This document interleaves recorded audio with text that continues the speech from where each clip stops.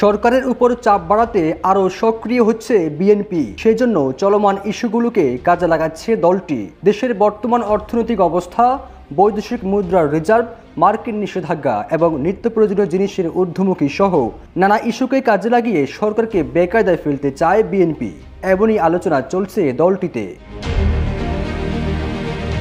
সরকারের উপর আরও চাপ সৃষ্টির পরেই আন্দোলনে ফিরতে চায় বিএনপি। দলটির উচ্চ পর্যায়ের এক নেতা বলেন, বিনা বাধায় আওয়ামী লীগ আবারও ক্ষমতায় আসায় নেতাকর্মী ও সমর্থকদের মধ্যে হতাশা নেমে আসে।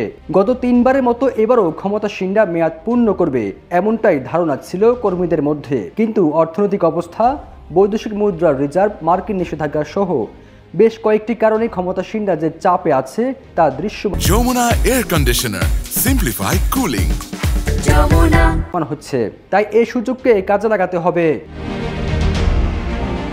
আন্দোলনের আগে সবচেয়ে বেশি গুরুত্ব পাচ্ছে তৃণমূল নেতাকর্মীদের সংগঠিত করে ফের রাজপথে নামানো।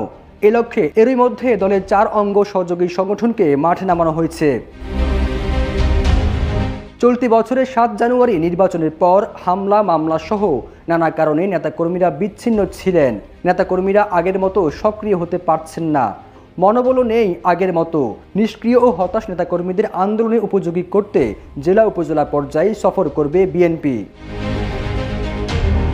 বিগত আন্দোলনে গুম, খুন, পঙ্গু, গ্রেপ্তার হওয়া নেতাকর্মীদের পরিবারের সঙ্গে সাক্ষাৎ করবে দলটির শীর্ষ নেতারা।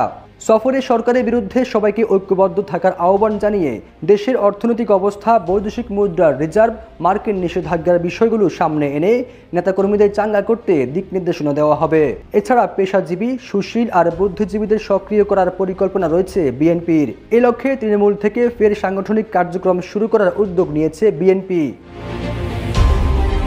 এ বিষয়ে দলের সহ আন্তর্জাতিক বিষয়ক সম্পাদক ব্যারিস্টার রুমিন ফারহানা বলেন, তৃণমূলের কর্মী সহ সবার সঙ্গে নিয়মিত যোগাযোগ রাখছেন।